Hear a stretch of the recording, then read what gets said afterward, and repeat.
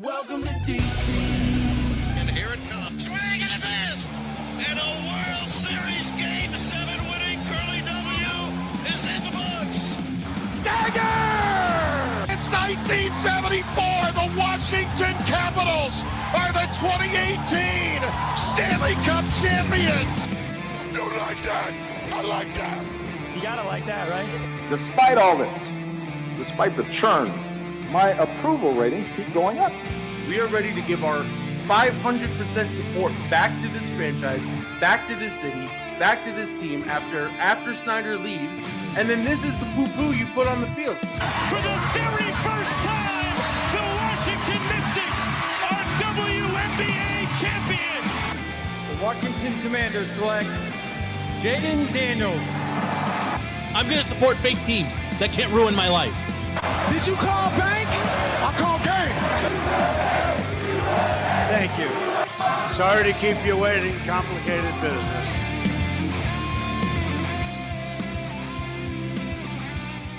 Well, boys, it happened. Dallas week has come and has gone. Sorry about the abrupt audio transition there, but Dallas week is come and gone.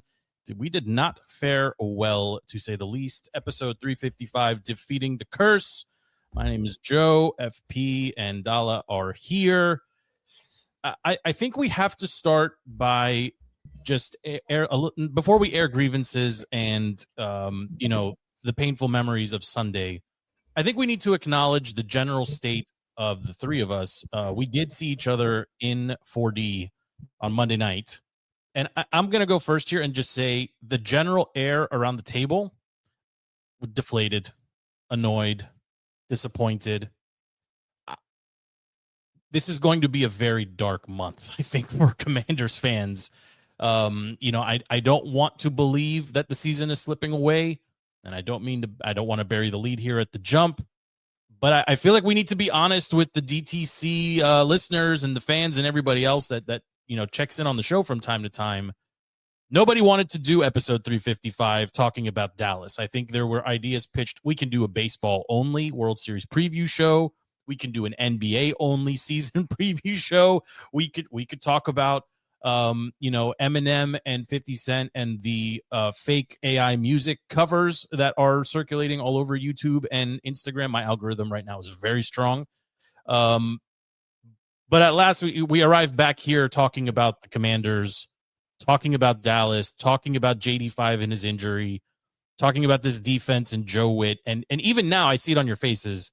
Nobody's happy. Nobody wants to do this, but we have to. FP, I'm not going to ask if you're recovering. I know. I'm not going to ask how you're feeling because I already know. But we're a couple days removed now from that beatdown, and there's no other way to describe it. What thoughts are still running through your mind at this point? I have two thoughts. One, we've started too many episodes this season with me going, ugh, because at least four. Yes. At least four. Two things, right?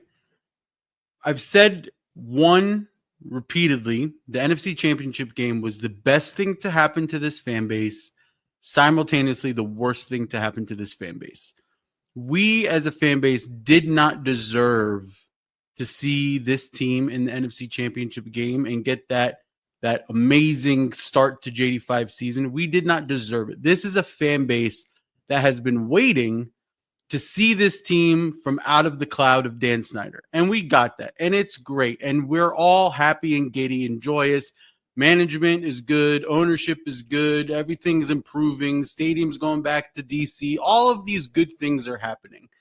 But that NFC Championship game completely skewed reality for this fan base. And this is a fan base that is not healthy. We have serious PTSD here in Washington, D.C., and we cannot handle anything. And even the adversity of this season, we go scorched earth 0 to 100 immediately, and we don't deserve anything good right now. And this team is not good, and we have gone through the reasons. Mine is being Ron Rivera has made us an expansion team because he wasted 4.5 seasons, and we built no team. Oh, I have a Ron Rivera take too. It's a little bit different than yours, but I mean, we do not deserve to be.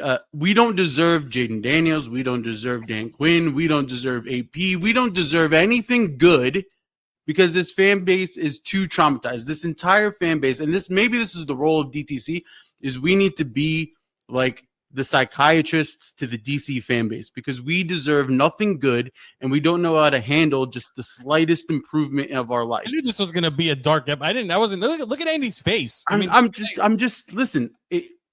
There's so much X's and O's that I would love to talk about, and I would really love to dig into coverage and scheme and personnel and what Joe Witt is and isn't doing, what Dan Quinn is and isn't doing, and how he's always on the headset, all of that. I would love to dig into all of that.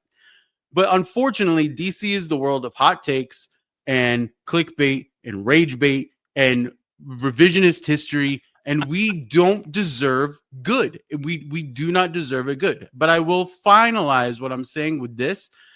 Thank God the struggles that we're seeing this year is in Jaden Daniels' second year and not his third and fourth year, right? If you're going to have a slump, a sophomore slump, let it be your sophomore slump. Let it be the second year of your rookie contract. And then hopefully a lot of things get identified. AP can go cook, hopefully, successfully and doesn't make a bunch of slop. But this is the season where if everything was going to go wrong and health was going to be a disaster and everything was just going to blow up in our face, this is the season for it. And I take solace in knowing that this is just the recipe of teams that are in a real building momentum, right? Like we're coming out of the Great Depression of Dan Snyder, right? We're finally see the light. We got to take a beat and know, okay, that championship game was nice, and maybe it was just like a reward from the heavens for all of that we struggled through. But now the real work begins. And we got to go into it. And God, do we have so much work?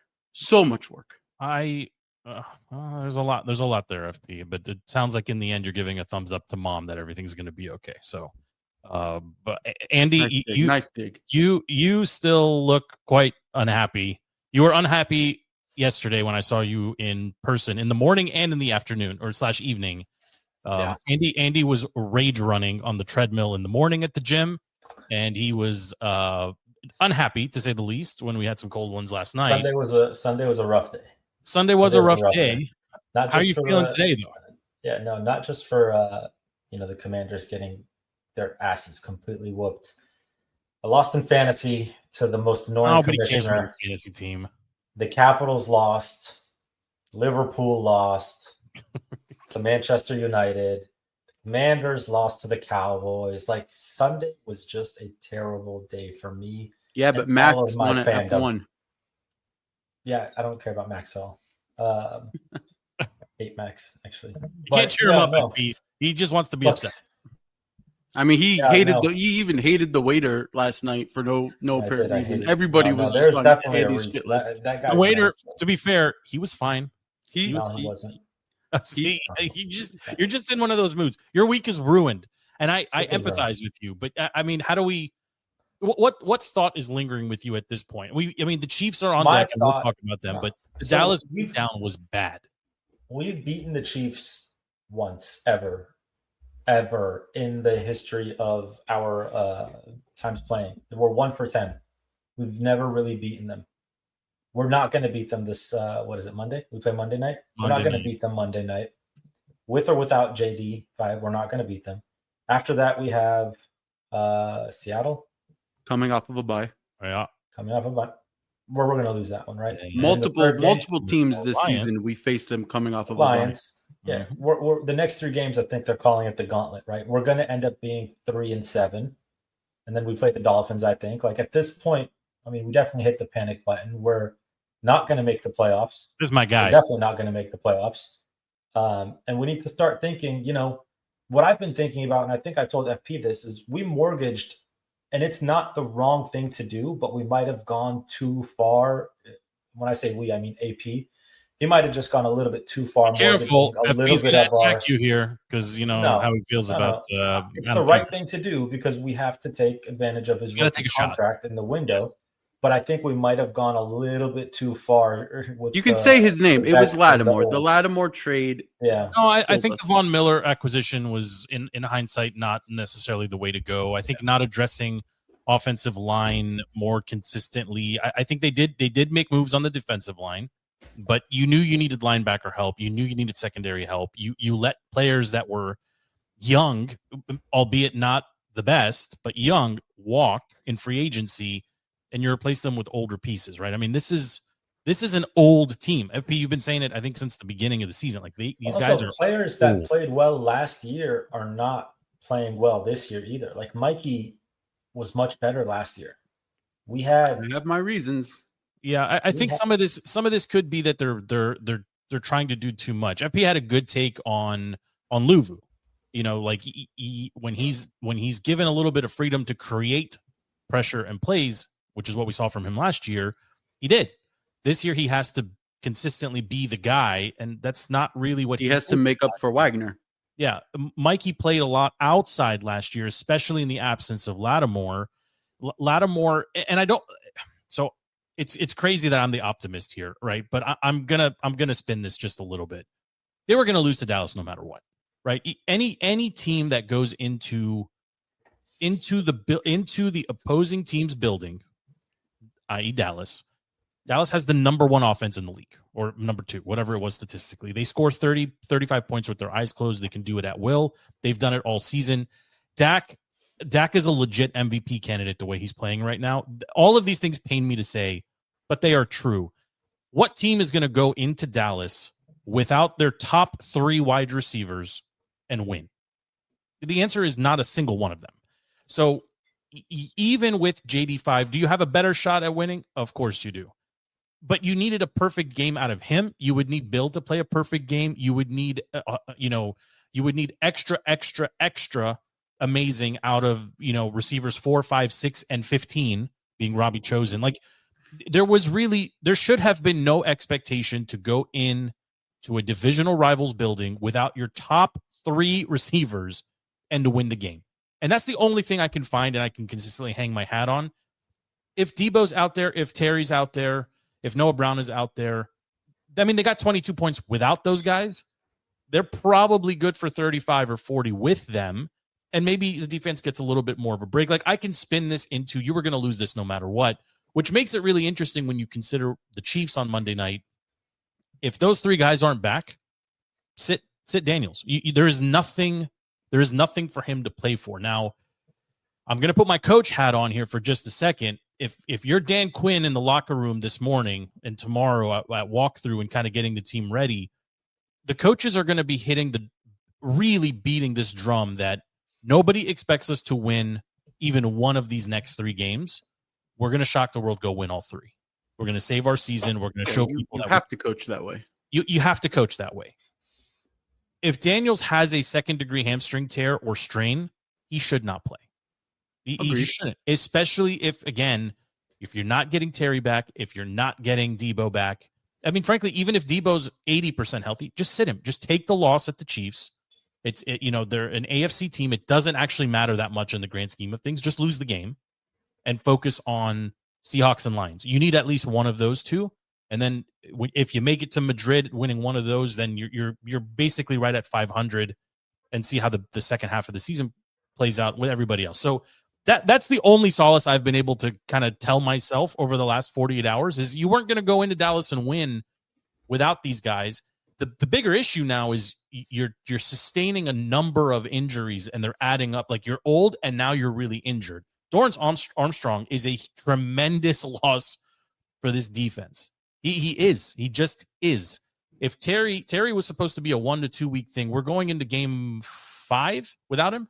Is my math right here? Yeah. Okay. Noah Brown played in game 1 and hasn't played since game 1, if I'm not mistaken. Mm-hmm. And Debo now has missed. It was 50% for 2 games, played injured with the heel, and now he's out. Like I think you have to punt on the Chiefs no matter what. I think you just have to take the loss and say, we lose this one and we move forward into the next one in hopes that you get some of these pieces back, including Daniels. But just to go back to my original point, do you guys disagree with me? Like there's no team in the league that goes into Dallas and wins without their top 3 receivers. The Packers can't do it. The Lions couldn't do it. The Vikings couldn't do it. If you take the top 3 receivers off of any team in the league, nobody goes into Dallas and win. No, I mean you're absolutely correct. And I don't think anybody was truly thinking we were going to go into Dallas and dominate and win and have an amazing barn burner type of game where it was a 45-40 game. Nobody was thinking that. The problem with that game is it was winnable up until a point, and it was the defense before Armstrong went out, and it was just sloppy, right? Like, I can forgive the age, I can forgive the injuries, but when you rewatch the game, if you look at the all 22, whatever version you want to look at in that game, the defense was just sloppy, running into their own guys, no lane, I can tell you exactly. Nothing was right. The game was lost in the second quarter on the last drive. JD5 scores a touchdown. It pulls it to within 1 score. The game was lost in the following minute and 10 seconds when Dallas drives the length of the field. Perfect. Absolutely. I'm not going to kill Lattimore for giving up the big pass to Pickens. It was a perfectly thrown ball. It was Lattimore actually played really good defense. Yeah, but then the 5 missed tackles for Devontae right after. And then giving up a touchdown with 10 seconds left. Like, that is a backbreaker from the top rope. Like, right. that. And that has nothing to do. That's not necessarily anything to do with age or injury. It was assignment and not really having good communication, which we've said it so many times last year. You just have to have better communication in that secondary. And I don't know what needs to happen. Been a problem all season. I mean, when CeeDee Lamb runs across the entire field and catches a ball with 3 Commanders defenders within 5 yards of him and just breezes past all of them, and the only one go back and that play's infuriating. And Marshawn wasn't in one-on-one coverage against CeeDee Lamb, but he's jogging. The only person running down the field pretending that they're going to be able to catch CeeDee Lamb is Old Man Wags. He's the only one in the frame running down the field. Right, but how do you look at that defense and what jumps off and says this is how you fix it, right? There's been speculation and rumors and talk, and all of the talking heads are talking about how you change up this defense, right? You convert Lattimore to a safety, not the easiest thing to do, or you bench him and you put Noah. No, don't bench him. Move him inside. And move Sanders still outside. Yeah, that's great. That's all good. It doesn't change the fact that the guys that are out there just have terrible discipline. It doesn't matter what side of the field or what position they're lined up in. If they have terrible discipline and they're not making good tackles and they're not jumping towards the ball, like your secondary has become the biggest handicap of this defense, and it's bleeding deeper and deeper into it because I shared it earlier, right? We're not doing any, zone blitzes. We're not doing any secondary blitzes. We're not doing any additional man pressure, right? We're rushing 4, we're rushing 5, we're rushing 6. We're not doing anything because we're so worried about the secondary that we're dropping into coverage, but you're still getting blown up back anyway, right? Yeah, so man to man. And go blitz happy, go crazy. But that's the thing. That's what I've been saying about Joe Witt. I don't think Joe Witt's a bad defensive coordinator. I think he's just slow to change what he needs to do. Listen. I'm gonna say something here, and I know Andy's gonna jump down my throat. This is Ron Rivera and JDR all over again. We are not that far away from DQ. No, but pressing his arms on the sideline. No. And no. My guys, again, don't be PTSD guy. I just said don't be PTSD guy. Listen, are you telling me JDR and Joe aren't doing the exact same thing right now? No, which is I eat nothing. The difference is Joe Witt had it together last season with majority of the same pieces. For whatever reason, from season 1 to season 2, maybe the leadership of Jonathan Allen was more valuable than we think. No, maybe Jonathan Allen. Dante Fowler was more valuable than what you think. Maybe Von Miller isn't as good as what I think your biggest thing is not having Jeremy Chin back there, and then all of a sudden having Percy Butler not back there, and all of a sudden having Revo be your starter, there's a lot of communications happening in the secondary, and Joe Witt needs to see it quicker and adjust and change the type of schematics that we're running on defense. What suggests that he's going to do that? Because there's nothing, and that's the problem. Right. So again, I'll go back to my point. How is this different than Rivera and JDR just, high-fiving each other on Monday, Tuesday, Wednesday, Thursday, putting in a game because plan on Friday, you're season removed from seeing Joe Witt know how to use the personnel that he has. Look, I don't know what. I completely disagree, because we are a season removed of every 50-50 ball going the Skins' favor last year. How many games did they win on Hail Marys, trick plays? The ball just bounces. It's bouncing a different way this season, right? But that's a offense. bunch of games last year. We're not talking about offense right now. We're not talking about the magic that the offense had. The offense, right? Everything that I saw on Sunday, I left the game thinking one thing. The offense put up 22 points with a practice squad. Give them their weapons back. Offense is fine. Cliff is calling a good offense. Even if you look at the all 22, your receivers, your nub receivers, Luke and Jalen and Chosen, they were all running perfect routes. They just weren't creating separation or making the catch. We lead the league in dropped passes. Like, Cliff is calling a correct offense. Jaden Daniels is seeing the correct guy.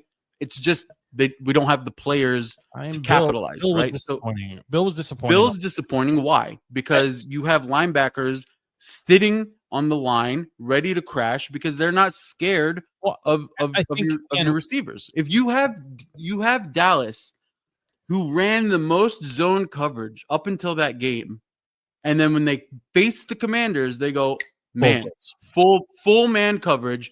We dare you to beat us with your receivers. But it was the right adjustment for them. It was absolutely the right adjustment. If Robbie Chosen is going to have a career day, let him. You can't put it on Bill. You can't put it on Jaden. You can't even put it on the O-line.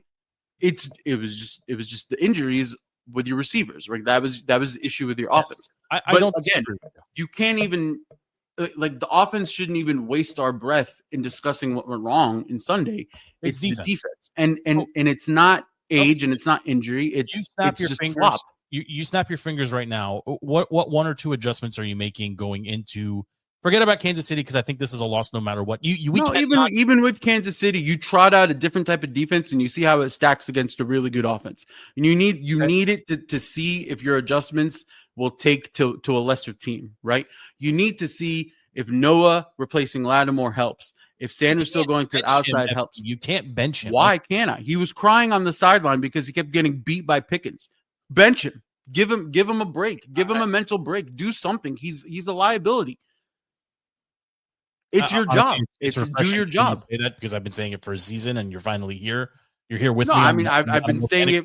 I've been admitting Lattimore's faults all throughout the season. I haven't been giving him a pass, but now we're getting to the point where it's a liability. And if you're sitting on the sideline and you're crying because George Pickens is in your head, okay, you know what? Take a week off. Take the gauntlet off.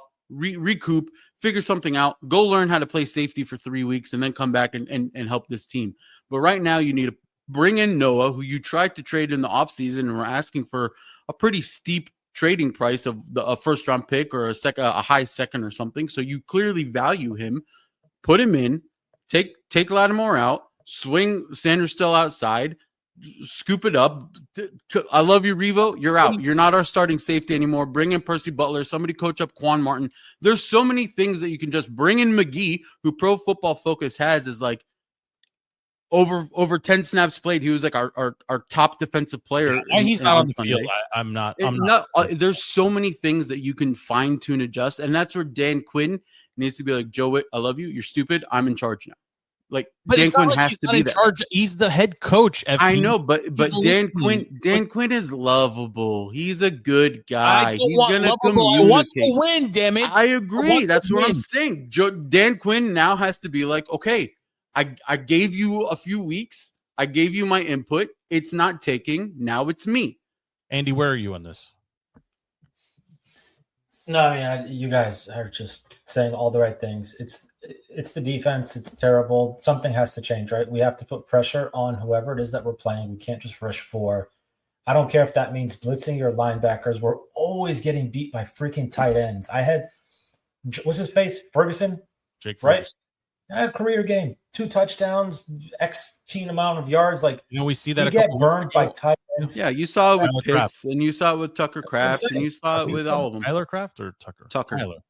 That's what I'm saying. We always get burned by our tight ends, and that's because of our either scheme, our linebackers, like blitz, make that quarterback get rid of it quick. You know who would actually be good crashing down as a blitz? Lattimore. Lattimore's a physical player. When was the last time we had I don't remember seeing a corner blitz. Yeah. Like, I mean, where's the Commanders? They all season long, the Commanders have never brought 7. They've never brought 7. Not once. Not once. And their mentality is we need to help out in coverage, but clearly it's not working. So what the F? Just blitz. And that goes on Witt. Witt has to blitz. So on Sunday they face Rice, Hollywood, and Worthy and Kelsey. I don't give a crap. Blitz. Leave them one-on-one. Leave someone on the left side of the field open. I don't care. Just blitz and hope Mahomes doesn't see them. I don't care. Just blitz. Or just get home. I mean, put so many do what Dallas did. I don't know. Maybe is it possible? Is it possible that the corners actually play better man to man? Like, if you're going to get the penalties anyway, it doesn't matter. But is it possible that the zone scheme that Witt is just freaking married to, in love with, is actually a hindrance here because you can't allow the guys to jam and play the way they want, and when they do, they get burned. Right? Yeah, but it's coming down to Wags. You're playing zone because your linebackers are slow, and that's what it's coming down to. And I mean, I've said it 3 shows in a row now. You have rookie talent that you drafted, that you brought in, that is fast, right? Medrano was drafted for one specific reason. He was one of the fastest linebackers sideline to sideline. That is literally the piece we are missing on this defense, right? Yeah. Put him and McGee in, have Wags coach them up, find some form of a rotation where Wags is still the guy, but he has somebody else with him, and then Luvu gets to go be free-range Luvu and disrupt the way he needs to disrupt. Find a way where whatever safety back there gets to do what Chin did last year, which was crash down and make a run stop or make a big-time tackle in the backfield. Chin did that like multiple times last season, and now that you lose Chin, you all of a sudden you stop calling that type of defense. It makes no sense, right? You have to coach the guys up. You can't just play with one hand behind your back because you don't really know if these guys can do what the guys did last season. Rely on veteran intuition. Like, I believe Von Miller and Wags, when they're out there, they know what they're looking at and they know where they're supposed to be. They're always in the right place. Just a click too late. It's half a second too slow. It's half a second too, I mean, they're field generals, and they're valuable when they're out there from a knowledge perspective. But and I don't want to kill. I mean, I think you made this point yesterday. It was Andy, maybe, I don't know who said it, but Miller's still got 4 sacks through 5 or 6 games or whatever it is, right? Or 7 games. So, like, he's statistically still producing offering something, right? I don't think his number was called once. I mean, was he inactive for Dallas? Because I don't even remember seeing him on the field. But it's hard. It's hard to have him crash and go in for a blitz when then basically the defense isn't out there for Dallas. Dallas had all time to do whatever they needed to do. We'll put the Dallas week is behind us at this point. We're obviously pivoting to the Chiefs. I don't want to spend a ton of time on the Chiefs. Let's just do quick win predictions, and then I want to talk game of the week because there's a couple games that were just stellar, around the league. But Andy, you go first. What do you expect to happen on Monday night? I mean, the Chiefs are probably going to score on every single possession. I don't think they're going to punt the ball once, and we're going to have a hard time stopping them, and probably have a hard time scoring. Their defense is pretty good too. If Mariota's in. Now, let me start with JD. If JD5's in, I think the Chiefs are going to take it probably like 38-27. Okay. If Mariota's in, I'm thinking probably 38-20. FB? If we're fully healthy offensively, I think everybody. Receivers. Quarterback, everybody. Everyone. If we're fully healthy, the homer in me is still thinking No, that we're this not is a fully team. healthy. Let's be Hold on, real. hold on, We're hold not. on. We're Hold missing on, our hold 3 on. receivers. The only Hold question on, is hold on. JD in or Mariota? That's the only question. No, that's not the only question. You're supposed Yes. to technically get Terry and Debo back. We're Yeah. not. They're supposed to be. I'm saying if they're ready, which you would want to hope that your team is ready, and Jaden comes back. Jaden was ready to go in after he got hurt in the Dallas game, and That's what Ron said. That who knows if that's real? No, that's not Ron. Dan. I don't know if you did that on They're purpose. interchangeable. I They're interchangeable know at this point. they're not interchangeable because Dan Quinn is cursing at them at halftime. He's not letting the guys talk to themselves. Okay, He's standing there with his arms crossed, just like. No, he's not, man. Anyways, I'm listen. gonna run through the wall. I'm really upset. Really upset. If the offense is healthy and we've made adjustments, if we trot out the same defense, we're losing 42-3. If we trot out a different version of the defense and your offense is healthy, I can see this being a much closer game where it's like a 28-25 score and it could go either way. What the hell are you talking about? I can see. I'm saying if you're healthy and you've changed something on defense, this is a team that we've seen can put together a win. Okay. Okay. Am I mistaken in saying that? No, look, you basically okay. So if the 3 receivers are healthy and they get Marcus Mariota, they could potentially look like an offense that can score points. If JD5 and the 3 receivers are healthy, they could score more points. If the receivers aren't there and JD5 is not there, they're going to score no points. They're basically the Raiders who were held to 1, 2, 3 first downs by the Chiefs. 3. No, and managed we'll do 0. better. We'll do better than the Raiders. Oh, I don't think so. The offense has not struggled to put up more than 18 points all season. We'll do better. All issues. The Raiders managed in a professional football game 3 first downs. Okay, nobody cares about the Raiders. You're right. Nobody does care about the Raiders. But if it's Marcus and Robbie Anderson chosen, if that's your options, and old man Zach, they're not. I mean, they may get 4 first downs, I guess, maybe. Right, maybe you get lucky on a punt return or something else. But nothing. No, listen. Even Mariota moved the ball against Dallas somehow, some way. Like pick 6. Yeah. Yeah. Well, that's Correct. Mariota being Mariota. The point is, this is a team. Listen, they can't win this game, healthy or not healthy. They should sit everybody and hope. I'm too angry to be silver lining guy, but I will be silver lining guy so we can put this to bed and move on. Okay. Every team has a season-defining game.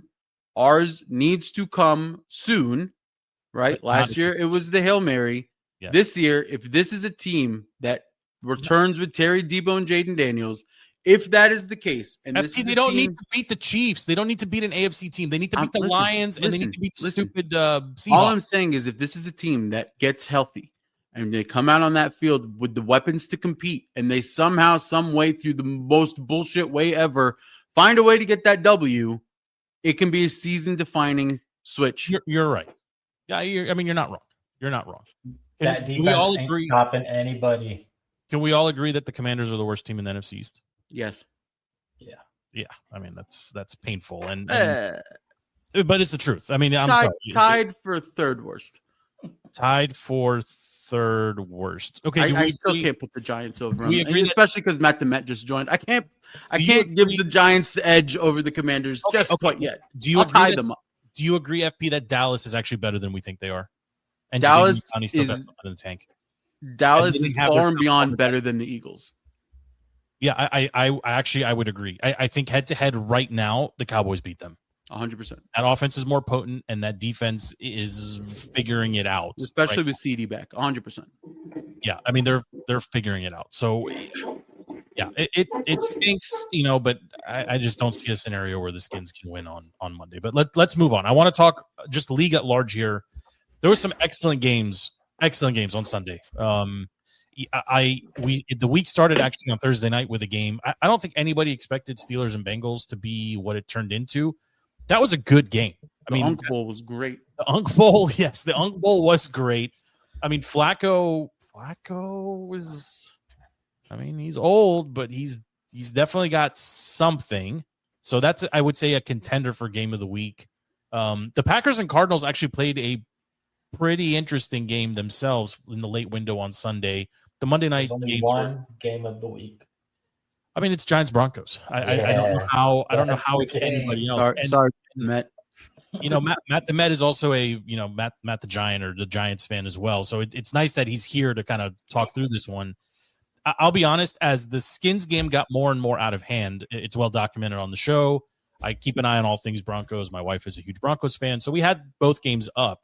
And as I was getting more and more annoyed as the Skins game was slipping away and just turning into embarrassment, I got up, I started doing things, getting dinner ready, doing all the fun stuff that you do when you're doing a 4 o'clock or watching a 4 o'clock. And my wife just kind of nudged me and she's like, you might want to pay attention over here. There's, 8 minutes to go. They've got the ball. They're driving. This is interesting. And it was. The stat that's been thrown around, 1,600 plus games were won by the team with a lead with 8 minutes left in the game, with the 26-point lead with eight minutes left in the game. 1,600 until Sunday when the Broncos made it 1,601. And I'm not going to beat up the Giants myself. I'm going to say this. Dable can coach. Jackson Dart can play quarterback. I don't care about Cam in the least. I think he's completely interchangeable. He's a psycho and he's an interesting personality, but he doesn't actually mean anything to the team. If Malik Neighbors is healthy, they're a playoff team. And with their rookie quarterback, this is a team that is going to be good for a long time if they can get stable in the quarterback room. I think it's Jackson's room to lose at this point. I think they have to trade Wilson because he will turn into a cancer very quickly. But they're going to have to learn how to win. And Sunday I know was painful because going into Denver, a team that is contending in the AFC, having a lead like that, and then watching a fellow young quarterback, Bo Nix come and just kind of do what he did, it sucks, right? But you're a couple missed extra points away from winning in Denver, even though you had an epic meltdown. That was the game of the week. But I'm going to ask you this, and Matt, I'm going to ask you to go last here. I'm going to go Andy, FP, and then Matt. Have you seen a more impressive performance out of a young quarterback this season than what we saw out of Bo Nix and the Broncos? And keep in mind, Drake May is playing out of his mind as well. Andy, you go first. No. I mean, I think that was an epic performance by Bo Nix. I mean, to score or to lead your team to scoring 33 points in a quarter, there's nobody, especially a guy who's in his second year, that I think can do that. Even though Drake May is doing it throughout an entirety of a game, leading in like percentage, leading in yards per throw, like he's doing it the right way. But like from a single performance, no, I mean, by far, Bo Nix carried that team to a victory. 33 points in a quarter. That's unheard of. Who does that? No, nobody. No, the answer is nobody. Drake May did set a Patriots record on Sunday, if anybody's paying attention, for completion percentage in a game. Patriots record. Not Tom Brady, Drake May. But FP, same question to you. Have you seen a better performance out of a young quarterback so far this season? No, but also I think we're burying the lead, and it's, have you seen a bigger meltdown over a defense that led up 33 points in a quarter? I think that's the bigger story here, is that is a defense that is supposed to be the strength of the Giants. Yeah. And they completely poo-pooed the game away by giving up 33 points in a quarter. Even our putrid Commanders defense that we just spent 13 to 20 minutes discussing doesn't give up 33 points in a quarter. I mean, that's unacceptable. And say what you want about Dable, say what you want about Dart. Yeah, they're good. Yeah, it's good for New York, and they need kind of that fire on the sideline and some form of excitement to watch, because a lot of their games are going to probably be, like somebody get Matt the Met some heart medication, because he's not going to survive the season with those guys, because it's gonna kill him. Because that's saying the team that we're the looking at. Giants defense is the reason that they scored 33? Like, was there broken coverages, or did Bo Nix just make the right reads? Like, what? I mean, I didn't watch the game. Dart threw a pretty bad interception late in the fourth quarter. Yeah, he didn't help, but that was a defense, and if you watch it closely, there was a lot that could have been cleaned up and prevented, and they just fell apart. Like mental mistakes just piled on over and over and over. Deep in that fourth quarter, when the Giants needed to go get points, they went and got points, and that's why I will overlook Dart's mistakes, especially early in the game, because he was nursing a lead, and when he needed to go score, he went and scored with a minute left in the game or whatever it was, and that's the sign of like there's growth there. That's all I'm saying. Dable, yes. Go ahead, Matt. Let it out. Let it out. All right. So, I mean, there wasn't 3 weeks ago or 4 weeks ago when we had the same thing with the Cowboys, right? Like, that's what's frustrating is it came down. So obviously you could oversimplify and say it came down to 2 missed extra points, which it did. Which, dude, you have one job: make the kick. Like that annoys me. Once he missed it, I knew they were losing that game. Because the same thing happened with the Cowboys game. They could score when they needed to, but they couldn't make the stop.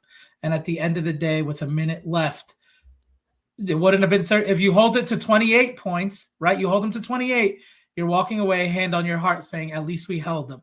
You got to be able to help. You got to be able to get them off the field at that point in time.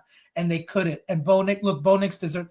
The frustrating thing for me was Bo Nix is my fantasy quarterback, and I didn't bench him playing against the Giants. And for the first 3 quarters, he did nothing. I mean, it was, and he's been frustrating in this way a lot of times, actually. The Denver offense has these games where they look completely like out of whack. Very deep ebbs and flows. Yep. And then all of a sudden, it just starts to click. But I don't think the clicking was Bo Nix doing anything spectacular. I think the Giants kept missing the plays that they needed to make. And that's honestly on defense. Like, they couldn't get to the quarterback. Yes. I'm with you. But there is a universe where the Giants are like 5-2. Right. That's what I'm saying. That's the frustrating thing about it. There are a couple of luck balls from being 5-2, and I'm being serious. Like I would say this about the Commanders too. Like, you want that Falcons game back, you want that Bears game back. You know, you were going to potentially lose to Dallas no matter what. You're going to lose to the Chiefs no matter what. You're probably like there's a real scenario here where Russell Wilson doesn't start at quarterback. You win in DC. You win in, you already beat the Eagles and you beat Dallas too. You're sitting at 3-0 or 2-1 in the division.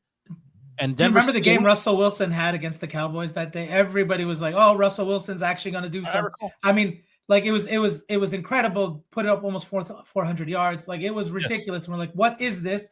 Is this a version of the Giants that is actually going to be watchable?" And then they give it up. And that's the frustrating thing about a young team. Like, a lot of their big parts are still young. They don't have the veteran presence outside of like who can act. And so some of this is growing pains. And it's frustrating that the 2 best games that we've played outside of the Eagles game, the 2 best games that we've played have been losses on the road that could have been wins. Like, those could have been you guys were talking earlier about season defining wins. You flip that Cowboys game or you flip this Broncos game, you're looking at a very different team with a very different season. And now all you are is frustrated, hopeful that Jackson Dart doesn't get hurt this season, waiting for Neighbors to come back next year, and let's see what we have next year. But Are you a Daboll guy? I fluctuate on him. Seeing Indiana Jones makes me angry at Daboll because you had him here and you're supposed to be a guy who can run offenses and work with quarterback. Like, look, I'm not saying Daniel Jones is doing it. I mean, obviously Jonathan Taylor deserves a lot of credit there, but like, you had that guy in your system and now he is, MVP. Yeah, but that's Daboll's kind of history, right? Even when he was with the Bills and Josh Allen. Is he the one that benched Eli? No, that was before. That was before. That was before. Yeah. I don't even remember who it is. We don't talk about that. But Daboll, when he had Josh Allen for the start of Josh Allen, was not getting MVP Josh Allen, right? Yeah. So and it takes Daboll kind of a little bit to sort of, and it might. And I was saying this yesterday when we were, breaking bread at the table. A lot of it is coaching and how the coaching translates to the specific player. Because say what you want about all of the quarterbacks in the NFL, good or bad, there is a talent there that got them to the NFL, right? So Quarterbacks know how to quarterback for the most part. It's just tapping into, can you communicate with this quarterback? Can you help him see the field? Can you help him see it quickly? I don't think Daniel Jones is ever a bad quarterback, but he just went to an offense that was like, okay, let's put you in a special ed program. Let's slow it down for you a little bit. Let's simplify things and go out and gunsling, right? That's what he's doing. And I think, Russell Wilson has been in the league so long. He's kind of hard-headed in a way of how he's probably going to perceive and look at an offense, and it wasn't clicking. You bring in Jackson Dart, fresh, new, whatever. If he picks it up fast and he can understand what Dable's trying to tell him to do, then yeah, you're going to get the magic that you're seeing out of Jackson Dart. And he's doing some really good plays, but a lot of that is unscripted. A lot of that is Jackson Dart making plays on his own. FP, you're making the point that I was about to make. A lot of Jackson Dart's credit right now is to Jackson Dart. It's not the coaching, right? It's Jackson Dart being fleet-footed. It's making the right reads. I don't think he's being coached up. And that's the thing. Like right now, I don't think Dable has the track record in my mind to say that he's the one that's changing Jackson Dart or making Jackson Dart successful. I think Jackson Dart has good football quarterbacking skills, is able to make good reads. Get the guy a receiver. Go get him a receiver. Go build a team around him. Expected to sign Tyler Lockett. Actually, looks like they're front runners to sign him. They've got to get some. You got to get the guy somebody to throw to. That doesn't help. That does help. He's better than anyone on the Commanders. What are you talking about? Tyler Lockett, guys? Are we talking about the same Tyler Lockett? Look, he's slow. He's old, but he's sure-handed. Run a dig route and catch the ball and fall over. If the ball hits his numbers, he's Tyler making Lockett, a catch. Robbie Chosen. No. All right, pick him up on fantasy, guys. Pick him up. What? Depends on what no one's saying he's going to be Tyler Lockett. People, listen to yourselves. No, they need to go out and they need to get a Jalen Waddle. He's not that far removed. No, Lockett's not that. Lockett's not that far removed from having a good season with Geno Smith in Seattle. Who are you guys today? The name that I heard, the name that I heard floated was that dude Shaheed from New Orleans, who could be even him 10 times better than Lockett. Yeah. Right, he's got wheels. He's got give him a deep threat. Give him somebody. Look at Ray McLeod. The Falcons just let him go. But if they get past this trade deadline and they don't make a trade for a wide receiver, then the Giants are literally they're basically selling this year, to kicking this can down the road, hoping it and putting all their hope in the Malik Neighbors. And honestly, once a guy tears his ACL, how long till he comes back to normal? Neighbors, I thought that could be a 2-season recovery for Neighbors. So I just don't love what part of that I blame on that's the stuff I blame on Dable, right? It's not even the in-game coaching on defense in the fourth quarter. Forget in the beginning part of the first quarter, you're going to give up a touchdown there. Nobody thought they were going to blank the Broncos, but to not be able to make a stop in the last minute after you take the lead back. That's bad coaching, all of it was just a collapse. Look, the Giants are better than I think people are giving them credit for right now, and I think they're gonna eke out some wins, and they're definitely not playing the worst in the division. I mean, that's just a fact right now. The Eagles obviously got a big win in Minnesota. They looked better. I mean, Jalen went from not being able to complete a pass to completing all of his passes. And again, I want to do top 5, low 5 here. I mean, the Giants. Can we insult the Eagles a little bit more?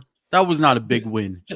No, it was a big win. No, that was Carson Wentz duck hunting and throwing the ball into the ground and not using Justin Jefferson correctly, and the refs bailing out the Eagles by taking away a clear touchdown. That was not a big win. The NFL is scripted. Listen, I know we all hate the Eagles here, but we can be honest with each other too.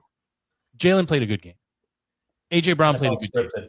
NFL scripted. Devonta Smith played a good game. The only offensive player for the Eagles that didn't have a good game was Saquon. That's it. But they went out against a good team. So the scheduling is interesting here because the Giants play the Eagles this week, right? So you playing them twice in 3 week span, right? Yep. That's going to say a lot about both teams, to be completely honest with you. I think if the Giants beat the Eagles again, then actually the Eagles do prove to be a lot worse than any of us thought that they were pretenders. If JJ McCarthy's in for Carson Wentz, the Vikings win that game. Period. I don't know if we've seen enough out of JJ. Period. You saw a lot of terrible out of Carson Wentz that game. That's fair, but there's probably a reason why JJ's not out there, right? I think the rumors were he could have played, and they opted not to play him. Yeah. So Carson Wentz just proved to them. No one's picking Carson Wentz over JJ McCarthy. No. Although I don't know. but maybe they not looked at it and willingly. said, we're Not unlikely to willingly. win this game, right? Maybe they looked at it and said, we probably can't win this game. Let's just see what happens. I mean, I don't know. I trust O'Connell. This guy has made the right call with quarterbacks consistently, and it's infuriating, right? But if the Vikings have Sam Darnold right now under center, they're undefeated. They're undefeated, right? I mean, and that's just a fact. I mean, Darnold is doing exactly what he did for Minnesota in Seattle right now. Yeah. I mean, he somehow became a very surgical quarterback, although 4 turnovers to the Texans defense. There's some issues that are happening. But wait, there's something actually that I think is actually worth maybe touching on here. Sam Darnold, Baker Mayfield, right? Even Flacco on some level, but like Daniel Jones, forget it. Those 3 are the ones that come to mind. Mayfield, Darnold, and Daniel Jones. We're seeing a lot of this in the NFL now. Quarterbacks, they're being given up on too quickly. They come into a system and they actually start having legitimate quarterback careers. And these 3 are really an example of it. Sure. People were laughing Darnold out of the state when he was with the Jets, right? They were comparing him to Sam Bradford. Yeah. Okay. Baker Mayfield was persona non grata, right? Nobody wanted him around. But these guys, to FP's earlier point, these guys can ball. And like it really shows if you get the right coach with the right quarterback. Like there are some good quarterbacks. I think the timing matters too, right? Baker as a Panther or as a Ram, right? I mean, he wasn't ready for what he's doing. No. But Baker was that guy with Cleveland. They just didn't want him to get healthy. Cleveland just messed up. He proved he was the guy. He made them a playoff contending team. He got hurt, and then instead of them being like, all right, let's ride it out. Let's get him healthy, a la the Bengals and Burrow every other season. They're just like, you suck, and they got rid of him and voluntarily went back into QB purgatory. And if you're a Browns fan, how pissed are you that they traded away Flacco in the division to the Bengals, and then he has a game like he has against the Steelers? I mean, that's wild. Is there? Yeah. I was asking this in the offline chat. Has there ever been a quarterback that played for 3 teams in the same division? Flacco the Raven, Flacco the Bengal, Flacco the Brown. Yeah. That's insane. Like, that's good. We don't have a stat guy to look that up. I mean, I went and looked. Like, I mean, McNabb played for 2. There's a bunch of guys that played for 2. There's a bunch of guys that played for 2, but 3 and performing and has wins. I mean, Flacco is in the win, column for 3 franchises in one division. That's saying. I mean, Flacco. Listen, Flacco. Say what you want about him. Even when he was let go from Baltimore, when Lamar Jackson was coming up, Flacco was always a good quarterback. Lamar, by the way, the guy hasn't been on the field for 30 days now. The hamstring, maybe. Yeah. But Flacco's always been a good quarterback. They just went younger for Lamar, and then everywhere he went after that, everyone just chalked him up as being old. Flacco the Bronco was pretty bad. But everybody the Bronco was pretty bad when Flacco was there. That's fair. But I mean, the Browns. Do we expect the Browns to make a run here, or not the Browns? Sorry, the Bengals. I mean, if you keep Flacco upright and he knows to just get it to Jamar, I mean, defense is bad though. The defense is not good. The defense is good if they don't have to be on the field every 13 seconds. But in a division with a weakened Steelers and a weakened Ravens, all of a sudden, I don't know what happened. It doesn't take. I mean, the Steelers are going to fall out of, I think, everybody's top 5 after that loss on Thursday night. Did anybody have a take on Aaron Rodgers being pissed at his own player for celebrating with him? Yeah, I don't think there's anything wrong with that. I think he has every right, dude. You don't need to be tackled by his. When you're an over 40-year-old quarterback coming off of a torn Achilles, he's tackled. I think don't touch the guy. Wobbly. I think he's wobbly. No, don't touch the guy. I think he showed his age in that moment. You go all practice. Yeah, it was with a him get off wearing my the red lawn. jersey. Yeah, he went Gran Torino. He's like, how dare you talk to me or touch me? Fair. Like, don't touch me. Because their season goes completely to the shitter if one wrong thing happens to Aaron Rodgers. Yeah. I mean, and if it's gonna be your idiot lineman celebrating and knocking him down, no, of course you get mad at that. But the Steelers are kind of stupid. One, for last year, going back in time here, for signing stupid Russell Wilson. But then fast forward, why would they let Pickens walk? Like in what universe do you just say, he's not the guy? Because this is not a hot take. Because he's barking and he's the best receiver in Dallas right now. He was not sitting pretty with that team. He wasn't being used. You make it work. If you Tomlin, it was a personality clash with Tomlin. It was a utilization clash because the way Pickens was used for the Steelers was go routes. That's it. Run down the field, sprint, hope we can get you the ball. Oops, we never got you the ball.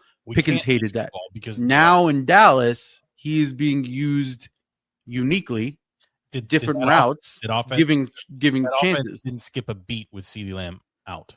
If you're being honest with yourself and you're at Dallas, you're in the front office in Dallas. We paid CD. We don't need him. No.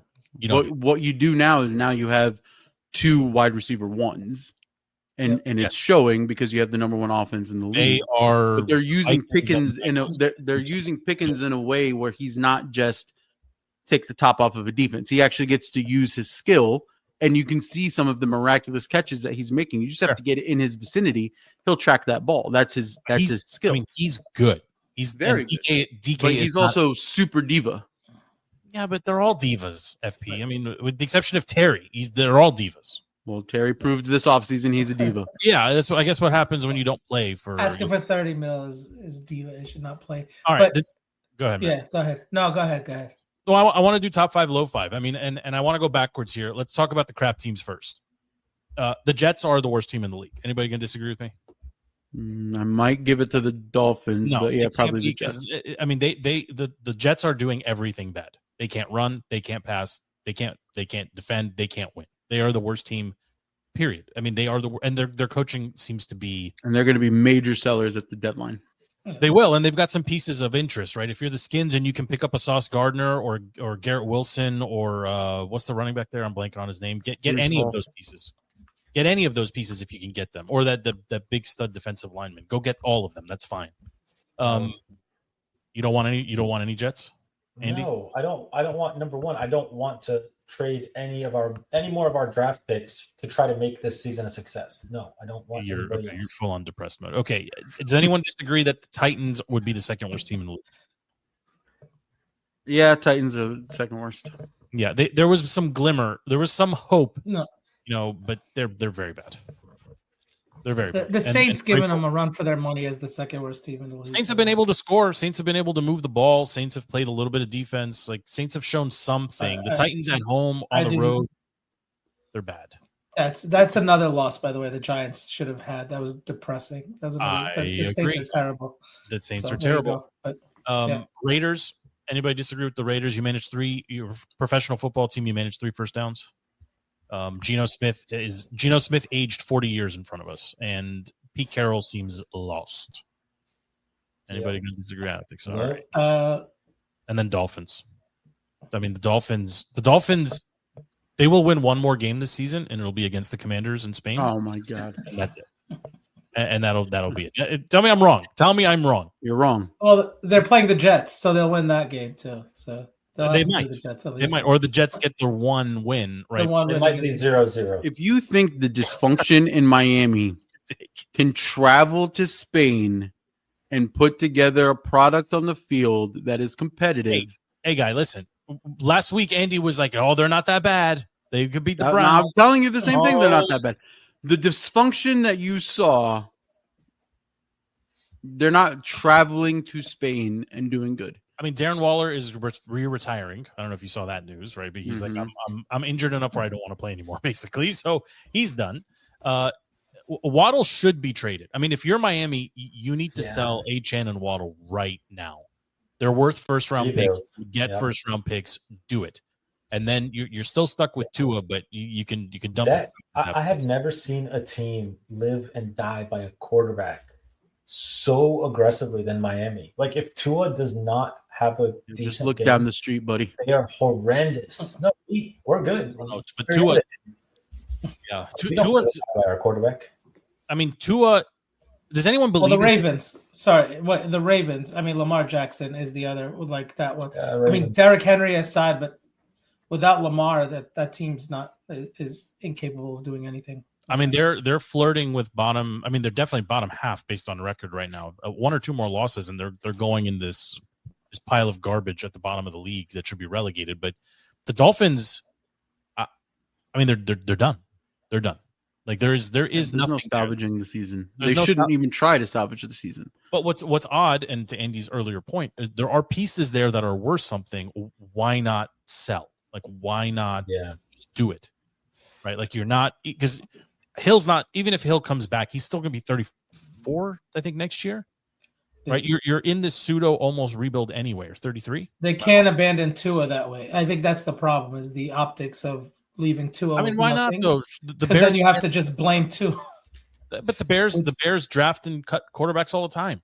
I mean, they've done it for 25 years, right? I mean, the Jets are doing it now. Like, Tua's not. Is Tua going to win a Super Bowl?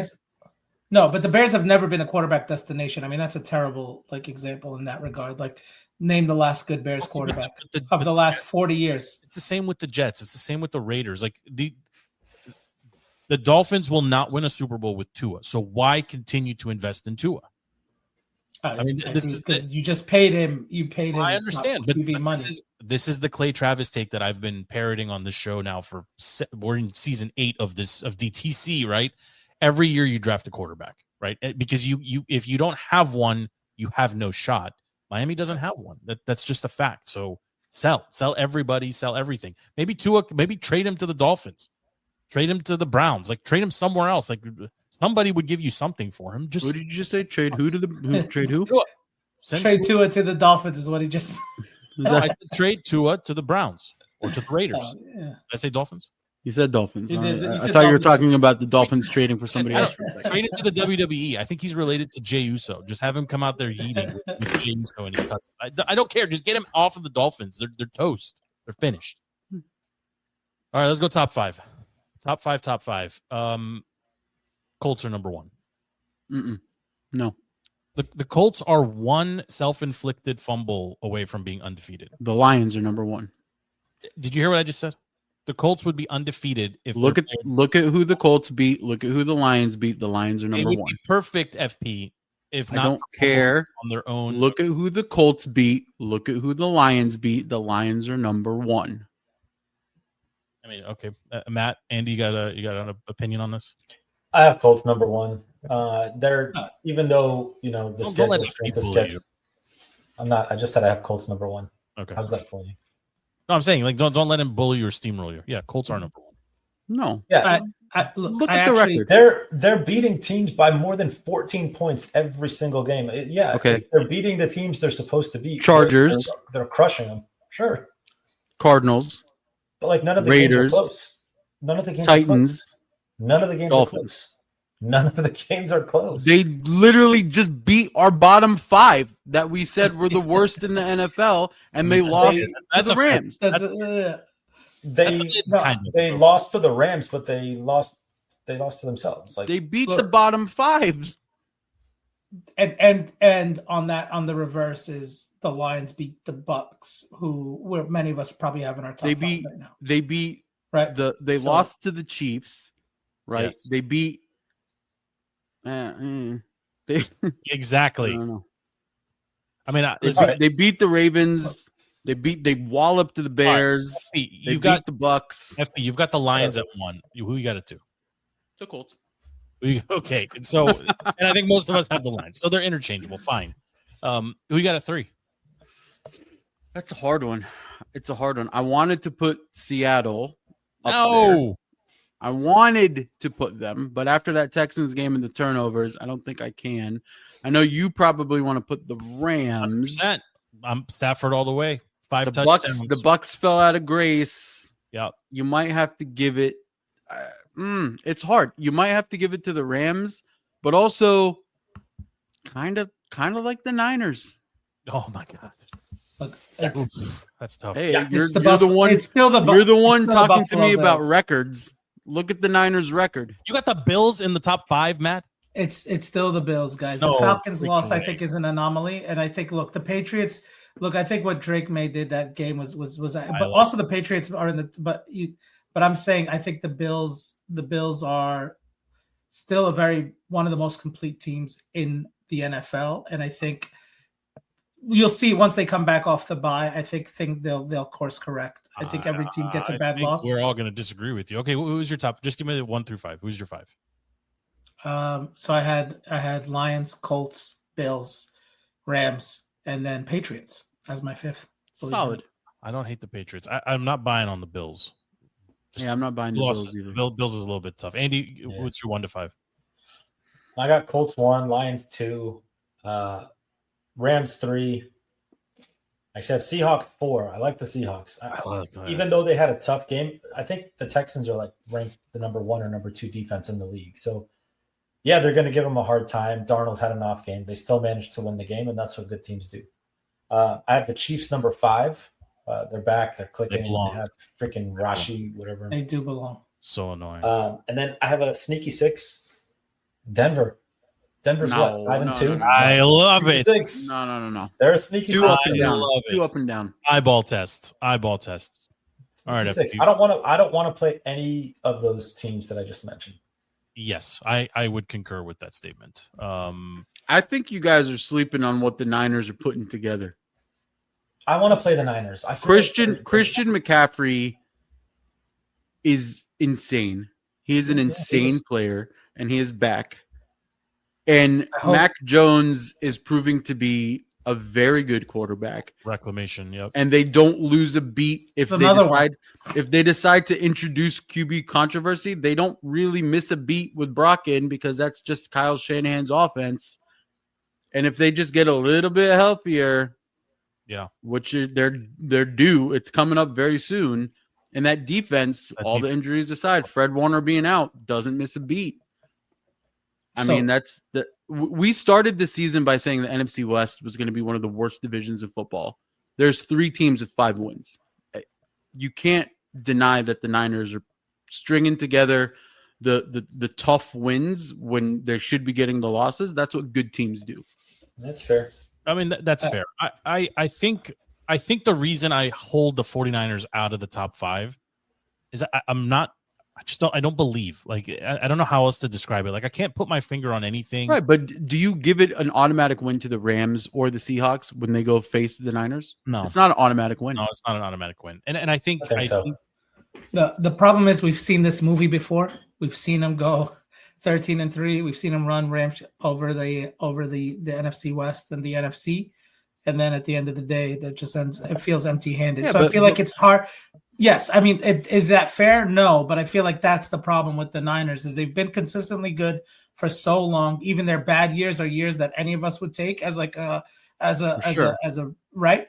And so I think that's the problem. The problem is like, okay, are we just going to end up in the same place holding the bat at the end of the table? But what's the DNA of a Super Bowl winning team the last 10 years? Super strong run game, really good defense. Quarterback that doesn't shit the bed. QB play. Yeah, I mean, Mahomes is a little more than that. I mean, no, I'm not talking Mahomes. I'm talking Eagles, right? You just really strong run game, really good defense, a quarterback that can manage. That's all you need. That won't make mistakes. Yeah, even Burrow when they made it into the Super Bowl. I mean, a lot of it was Burrow and those receivers, but at the time they were running hard and they were playing really good defense. To the point where everybody wanted to hire what's-his-face, the DC, before they fell apart because they couldn't keep any players in Cincy. I'm struggling with this. Go ahead, Matt. I was going to pose the question because I'm surprised. We were talking about like the Burrow and receivers thing. This season, that's the Cowboys. That's Prescott and the receivers. None of us have them in the top 5. Are we just hating? Yeah. So I have them at 6, and I said this a couple weeks ago. I'm not interested. I'm not only looking at record. It's the eyeball test, right? And that's why I have the Rams so high. The Rams are a complete football team. The Colts, FP, you're right. I'm actually going to change my rankings here on the fly. I'm going to move them to 2 because if they face the Lions, Dallas cannot be 6. They have no defense. No, Dallas can't be 6. It doesn't matter if you're going to go out and score 40 points easily every week. It doesn't matter if you give up 30. It doesn't matter. It does, because you give up a tie to the Packers. The Bears beat you. Like, no, you have to have a good defense. The Packers also belong in this conversation. The Packers are also a complete team, and that pains me to say because it's well documented how much I hate that franchise. No, but they are the Cowboys top 6. No chance. With a defense like that, no chance. Well, I mean, you also have to. I mean, again, you also have to look at record, right? Because who have the Cowboys really beaten? Nobody. No, and they tied the Packers. But the Packers are going to be around for a while. They can run. They can certainly play some defense. I feel like the Packers should be better than what they're doing. They should be. In my mind, that's why they're not top 5. Is they should be better. They should be better than what I'm seeing. They should be. The Bucs should also be worse than what you're seeing, and maybe there's a little bit of leveling off here. They need pieces back. And I said earlier in the show, who goes into any building and wins without their 3 top receivers? Baker has done that a couple times already this season, actually, but he needs to get his pieces back. And it looks like he's going to lose Evans for the season. Right? The Bucs are a perfect alternate universe of what the Redskins would be if our defense could do anything. Do anything. Yes, I agree with that. I mean, I agree with that. I think you guys are sleeping a little bit on the Rams, though, and how good of a season Matt Stafford is putting together. I agree with Matt's take that the Patriots belong in the conversation, where it's crazy to say that. Definitely over the Cowboys. Drake May is playing almost perfect football right now, and he's getting it done with Booty and Diggs, and they've got 2 Hunter running backs. Henry. Yeah, I mean, they're getting it done. Vrabel's a real coach, and I mean, they haven't beaten any. Like, they don't have a signature. Oh, maybe the Bills signature win. They have one signature win, but and they beat up on the Titans Bills in Buffalo. Yeah, I mean, Buffalo. Yeah, and that's why for me the Bills just can't be in that. And that's It's a fair. And I'm tossed like, yeah. I tend to be a little biased towards the Bills. I like the Bills, but I also think there were a couple. I think Drake May just played out of his mind that game. I don't know. I don't have a reason for the Falcons loss, to be completely honest. Like, I think that was a bad loss. I think it was a game they should have won. But I think at the end of the day, everybody's going to be looking at the Bills as one of the top 2 teams in the league. The bigger headline here is the parity in the NFL is in full force, because really, even within the top 5, right? 4 down, 4 to 8, they're all more or less interchangeable. I think any team in the top 8, with the exception of the Rams, can beat any other team. Yeah. I'd pick the Rams I'd pick the Rams to beat anybody. That's how high I am on them. I mean, if we're going to run away with 1, 2, 3, Lions, Colts, Rams, sure. Then maybe they separate themselves from the pack, but 4 to 8, interchangeable. Fully interchangeable. Unfortunately, the Redskins are sitting at like 13 to 15 right now. I think you're being extremely generous after what we saw on Sunday. FP, they don't belong in the 13 to 15? Yeah, come on. No chance. So on The Athletic this morning, they've got this new simulator for playoff chances. Commanders had the 4th worst chances in the league to make the playoffs. It's down to like 9%. I was stunned by that, because I don't think they're that bad, but like they have the 3rd hardest schedule. I mean, maybe they're not who we thought they were. Don't come back and apologize to me after this team gets healthy and the defense. Oh my God. Okay. Don't come apologize to me. Don't. I'm not going to take your apology. Look, I don't want a 500 record. I just want to lose, and I want a better draft pick. Halas, I'm done. I mean, I'm not opposed to that either. If finishing 500 or 1 win over 500 and screwing up your draft position is not worth it. Not in the modern NFL, anyway. 2 more topics, boys. A little bit of a quick transition here. I want to talk NBA season begins tonight. We'll do it quick. For those before we hit go, I kind of forced everyone in the green room to watch the NBA on NBC Open, and it was freaking awesome. Like, Round Ball Rock is back. Mike Tirico is an actual broadcaster. They're going to do it right. This is my hot take. The NBA on NBC, or NBC is going to save. Peacock is going to save the NBA by bringing some gravitas to these broadcasts. And, FP, to your point, you're talking about parity in the NFL. I think there's a lot of parity in the NBA as well, especially in those top 5, 6, 7 teams. I'm just going to ask, does anybody care? I'm probably the only one that cares about the Wizards, but does anyone care about the league at large and kind of getting the season going? I mean, right now, for anybody watching, we're deep in the third quarter. Houston and OKC playing an excellent game right now. But does anybody care? Like the Wizards will likely win. First of all, can I even watch the NBA? Like, who owns the rights now? Is it ESPN? Is it everybody? Everybody. Amazon, NBC, you and I ESPN, own the rights. ABC. It's straight up NFL style. So you get NBA on NBC twice a week. You get 2 nights a week on Prime, and you get 2 nights a week on ESPN. There's actually a lot of coverage, and Prime is promising to do the multi-angle overheads and some of the cool stuff they do for Thursday Night Football for the NBA, which actually I really enjoy watching, from that all 22 view. But there's a lot more coverage, Andy, to your point. Does anybody care? Like, as the season kicks off here, people will care if the NBA confirms or reassures that stars will play in games. If you can't have all of these broadcast rights and all of a sudden Prime is stuck with trash games where your all-stars are sitting out and they only come in for NBC games, but then the ESPN Christmas games, they get something good. Like, give me a solid product every week with all-stars playing every week. The NBA will emerge victor again, but that's not the case for anymore. a stars-driven league, they have a problem. I mean, LeBron's not playing today. He's got sciatica. Tell me about, like, if that's not fitting, like if sciatica isn't an old man's, like, dude, like, and I think part of the NBA problem is the storylines, right? So they do this stupid thing before the season even begins. Who's the MVP of the season? No, a game hasn't been played yet. You've already, like, SGA is already the MVP favorite.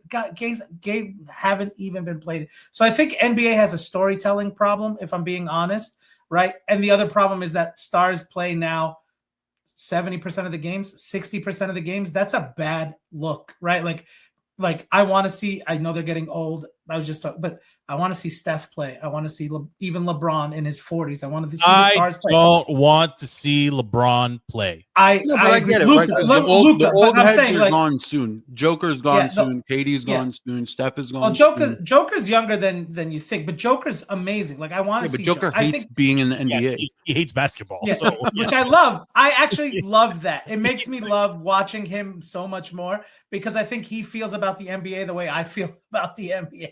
Like, it's on, so I have to watch feels it, about right? the NBA the way Andy felt about coming on this show tonight. Yeah, he'll do it. He'll do it.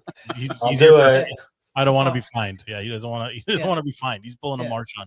Look, I'm gonna make a couple predictions here. You guys tell me if you disagree. I think the league is going to have a resurgence in people paying attention to it because they've made it a point to strip the politics out of the game. I mean, Adam Silver has made it a point. He said some very stupid things over the summer, but he said a couple smart things as well. And one of them is we want to get back to playing basketball, which is a big deal. LeBron and his decision and Hennessy is all stupid. The further he stays away from the Lakers and lets Luka take over that team, that spotlight, it's better for the league. I'm going to make a bold prediction here on literally day one of the season. I think we're going to see New York and we're going to see LA in the finals at the end of this. I think Houston is doing something pretty interesting where their the average height on their starting lineup is 6'7". It's actually freaking wild how tall that lineup is, tallest in the history of the league. The Thunder are the defending champions. They are a team with one star and many, many, many budding stars. Who's the Knicks coach?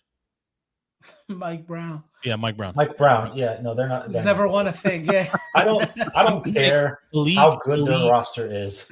The league, not going. The league would benefit tremendously from a New York LA final.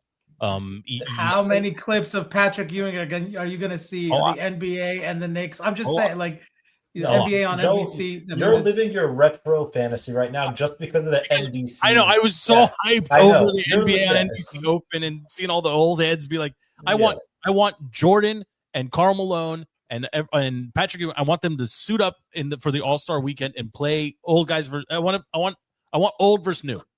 I'd pay to see that. I'd pay for each person to get one old guy to put on the team, give 5 minutes a game, right? And just Let him I want to That should see be part of crunch All-Star time. Weekend. That's I what want yeah, to it's, see, yes, I want to see the Michael Jordan challenge where you play one-on-one and then you get the final boss, like WWE style, where Jordan comes out of the tunnel and then you got to score on MJ, right? And we spot him 3.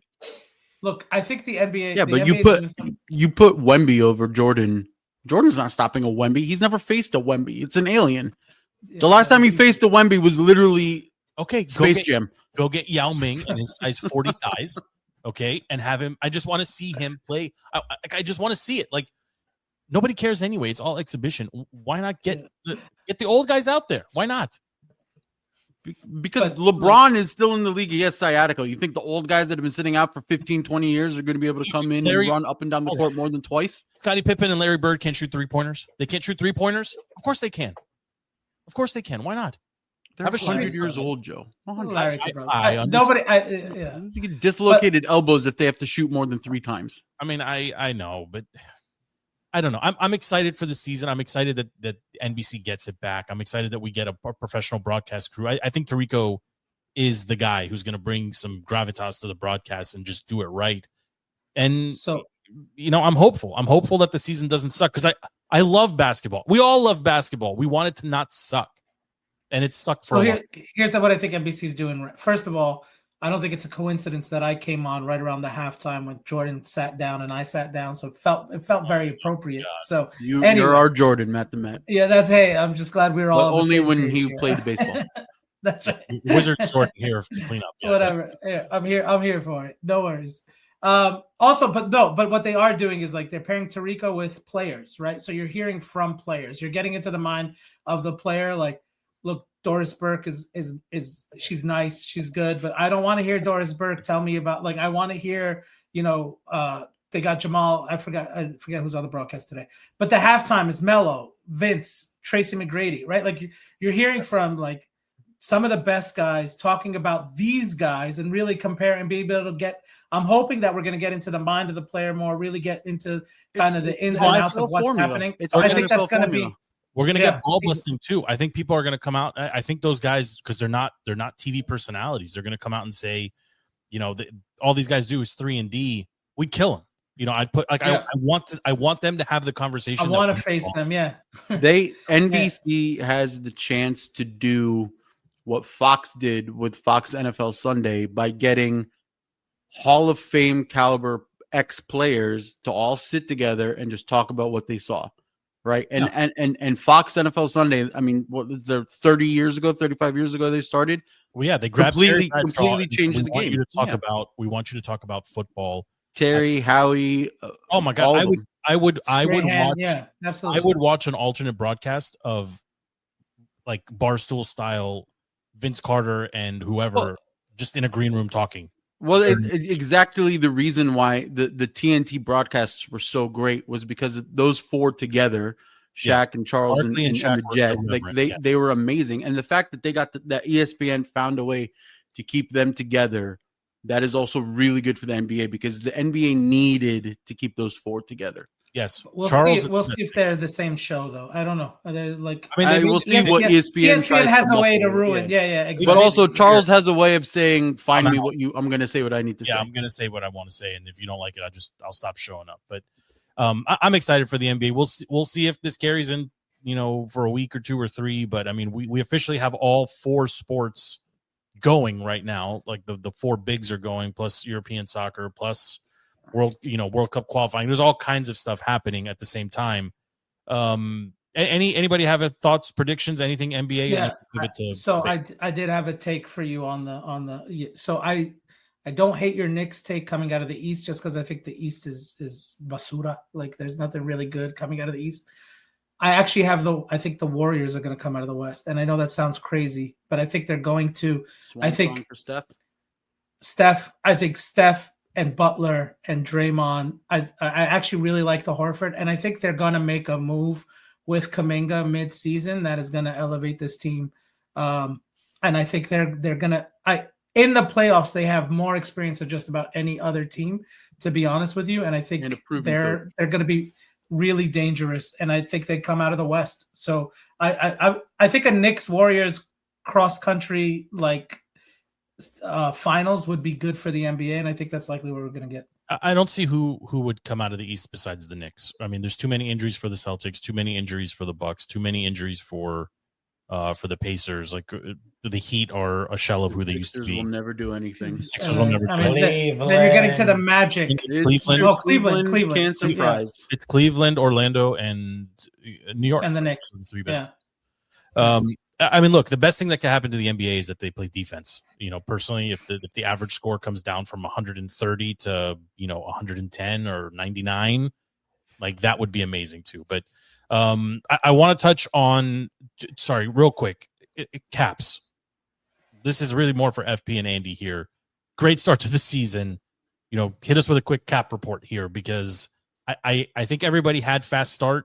Nobody had this fast of a start. Disappointing loss on Sunday. I think the schedule just got to them early, the quick turnaround and just slow start, but they turned it into a game. But basically what you're seeing with the Caps this season is they went out in the offseason and they said, what do we have to do to make ourselves competitive against a team like the Hurricanes and some of these faster teams that the NHL is producing?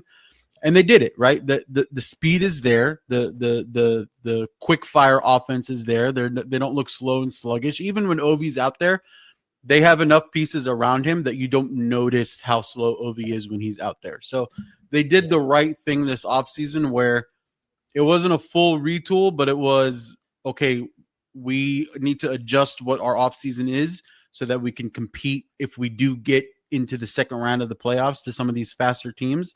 Because the skills were always there. Now they just had to add the youth and the speed, and they did just that. And you're seeing dividends early. And they're healthy. Number one, that's a big thing. Like, our defense is healthy, and we're not playing through Ovechkin anymore, trying to get him the record. Like, we are actually playing. Complementary hockey. Yeah, complementary. People are scoring. People are shooting, setting each other up. Like, it's not tunnel vision through Ovi anymore. And I think we're a really hard team to stop when we're playing complementary hockey through. Is it too early forwards? Too early for a prediction here on how the season plays out? Assume health. I mean, it's going to go through Carolina. It always will. I mean, I'd give them top 3 seeding for playoffs, maybe.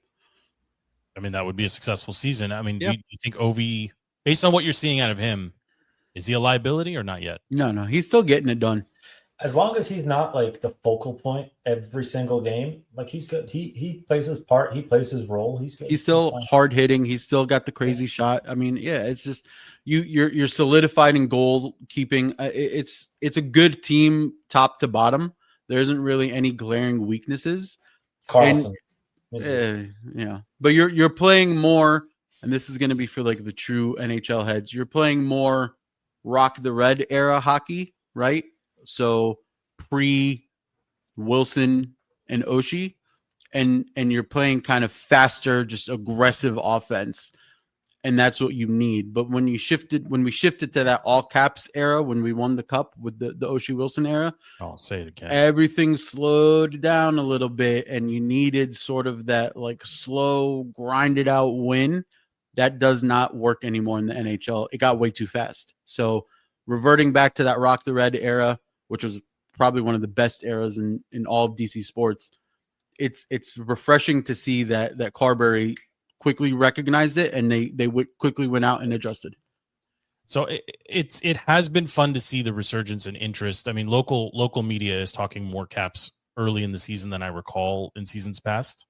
Andy was really upset about the loss, obviously, on Sunday, but I mean, as a casual observer and fan, team seems built to do some work. I mean, this is the gold era of the NHL, equivalent to the 90s of the NBA.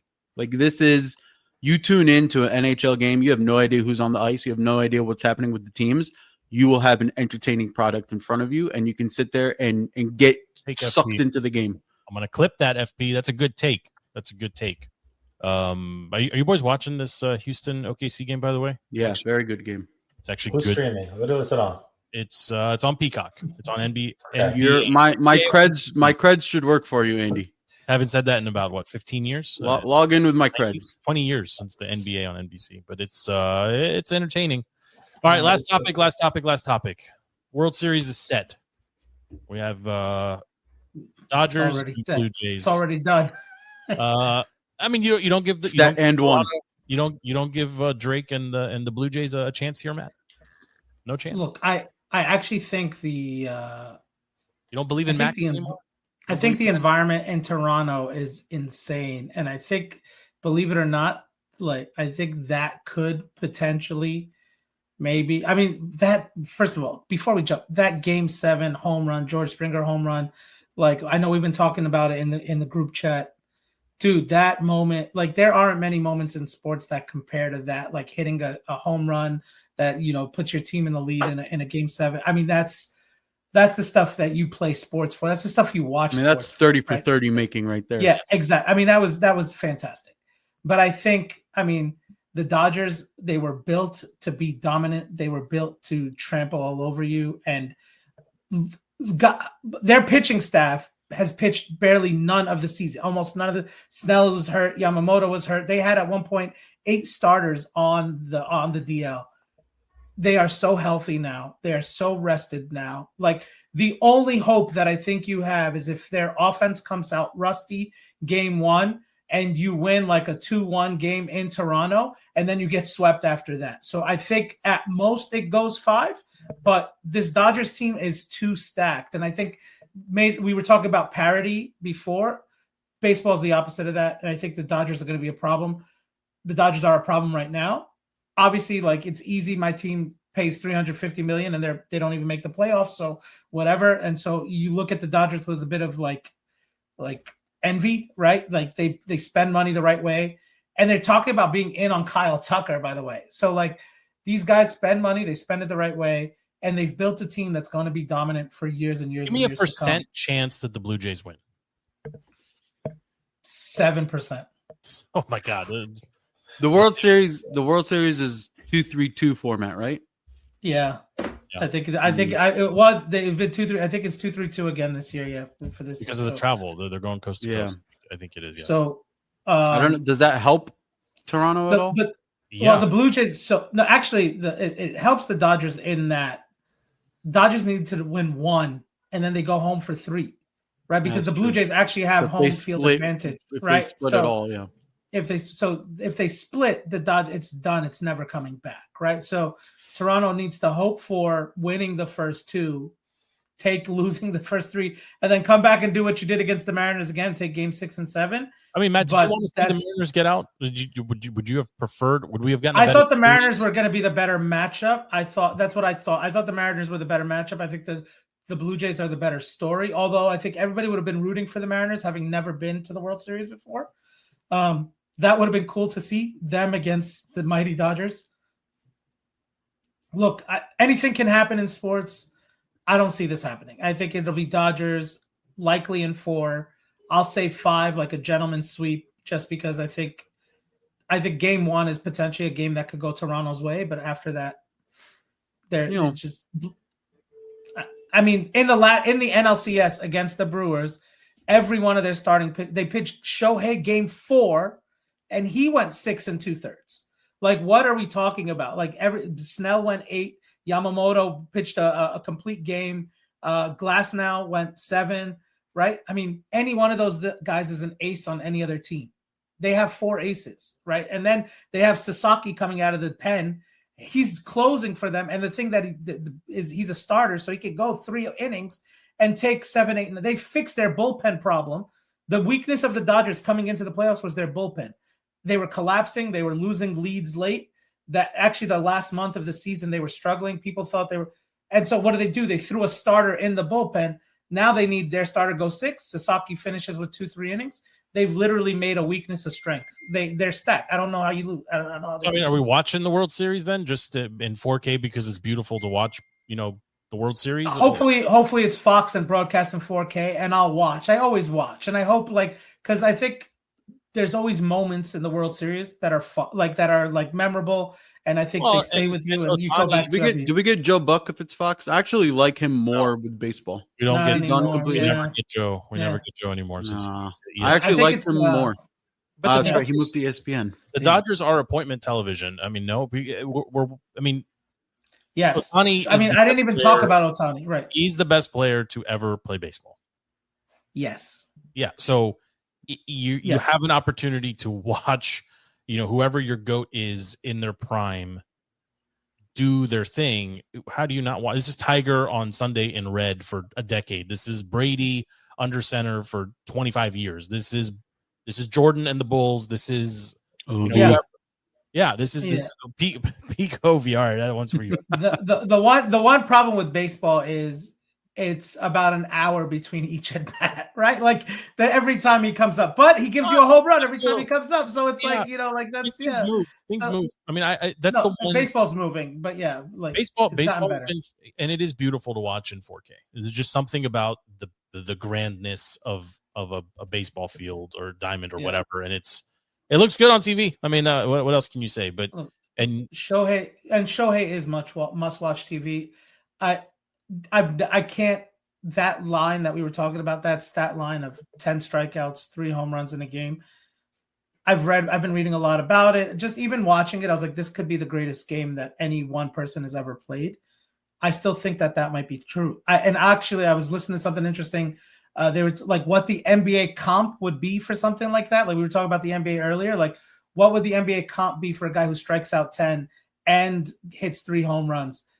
It's likely a 50-point triple-double with 10 blocks. Like to get to that level of like domination. We see it this year with Wemby.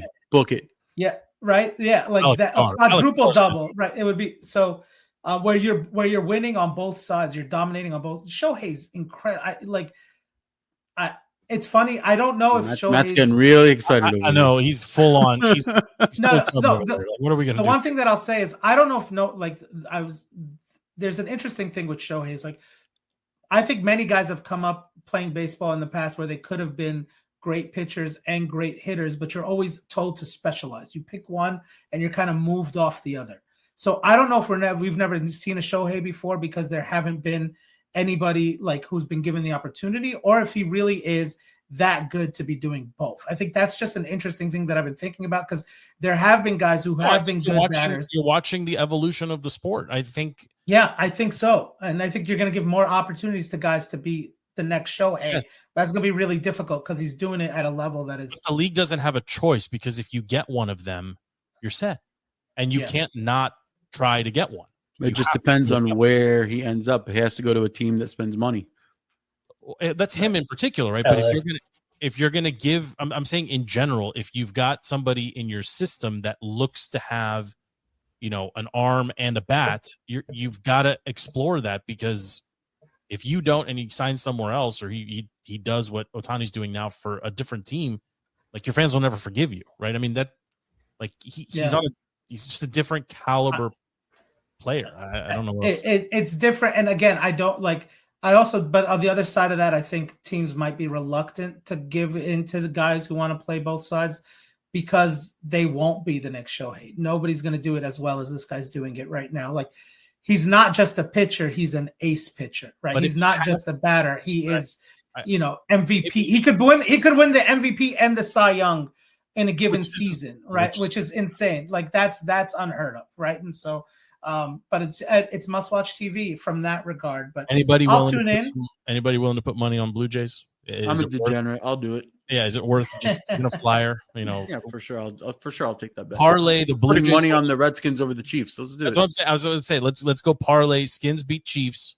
Blue Jays beat the Blue Jays beat the Dodgers, and in game 1, and let's do Wizards season win total. 22.5. Over 25. Gents, if you like getting rid of money, I'll take it. Like there's no need to bet it. Just hand it over. No, there's no sweat just handing it over. No, everybody needs a sweat. I'll make you sweat. I'll make you run.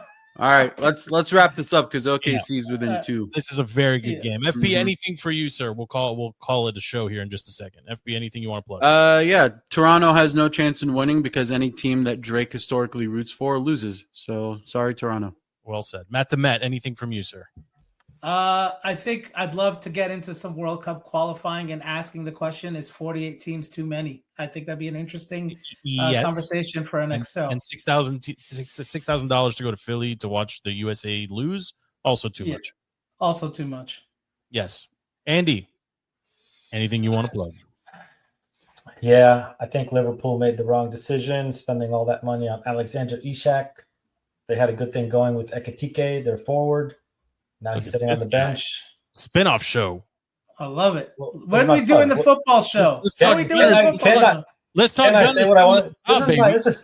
No, you guys are never. You guys are. This is the season. You guys are like the Niners. You guys are always good, but That's you right. can't. That's right. That's a great. No, so yeah, I think Liverpool's got some soul searching to do.